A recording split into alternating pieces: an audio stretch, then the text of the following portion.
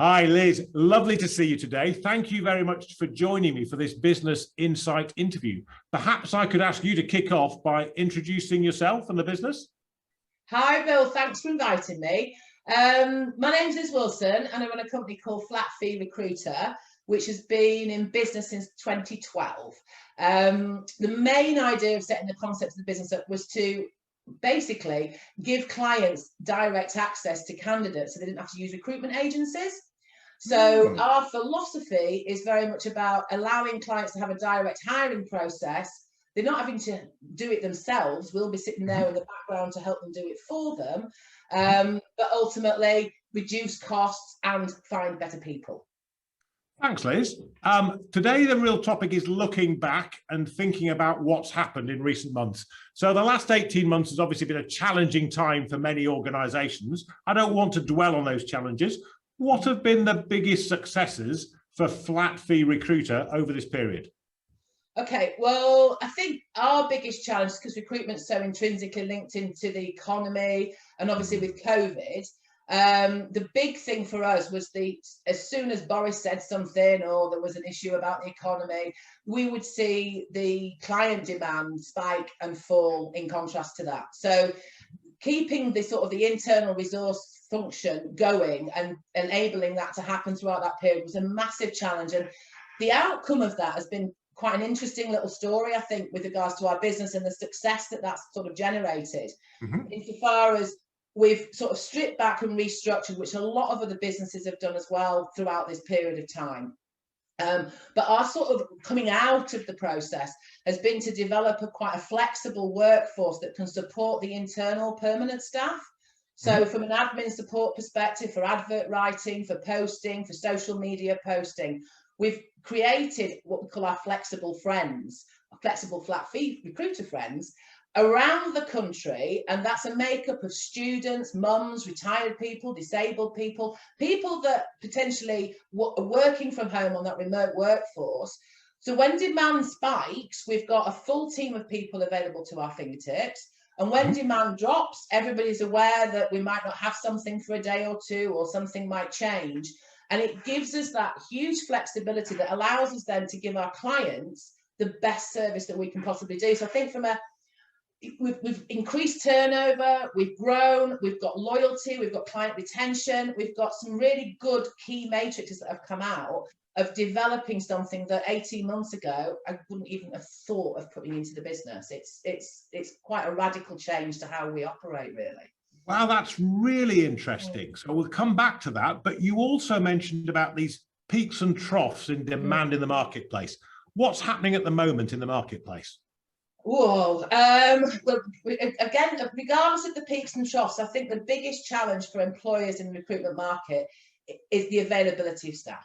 I think that employers have streamlined, they've readjusted their own business models. There's a high demand for quality staff now to fill those gaps that have been created over the last 12 months.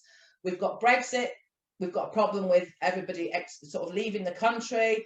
A lot of the lower skilled jobs, well, most jobs, in fairness, are just almost impossible to find that quality. We've got low unemployment levels.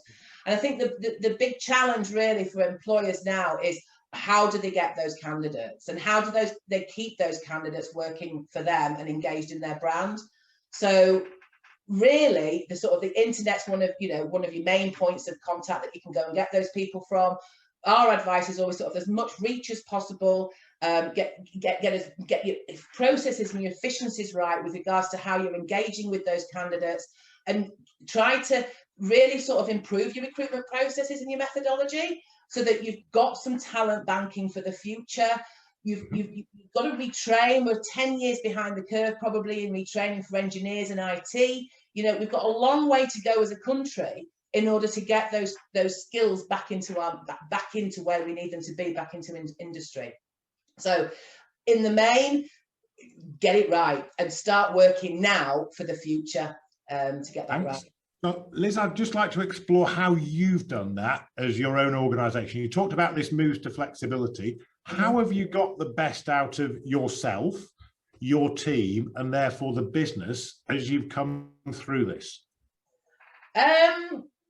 Good question. I think transparency for me is a real key thing, and I think fun is another key thing.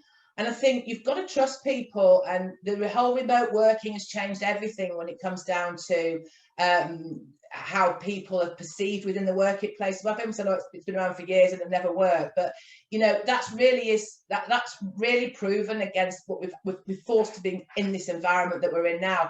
And I think the good people, the good workers, they deserve that sort of responsibility and the opportunity to demonstrate to their employers that they can do the job and they can do it really well. And you've got to trust people and allow them to grow, make mistakes, and develop at their own pace to enable that to happen. So I think just fun, transparency, teamwork is key. There's no blame culture. I think you've just got to give people what they want and they will give it back.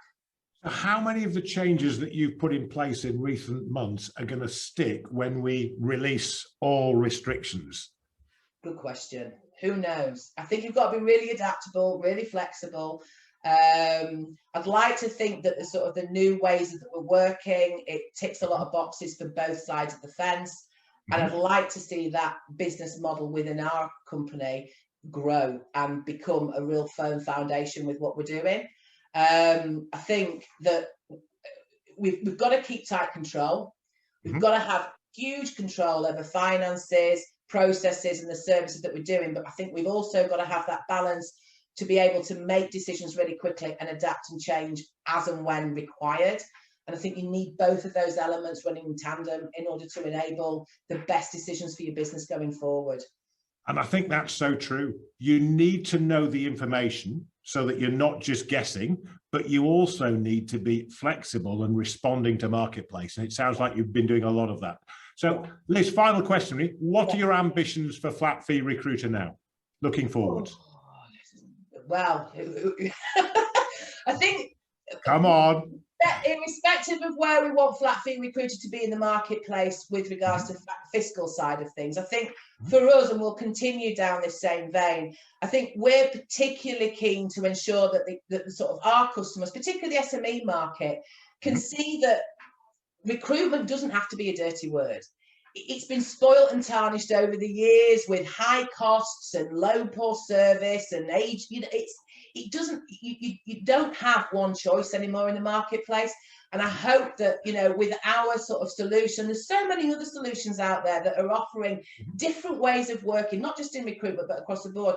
And I'd like to see that, you know, that this whole new way comes forward and clients have got more choice, more options, and more ways in which they can attract and retain their talent within the businesses.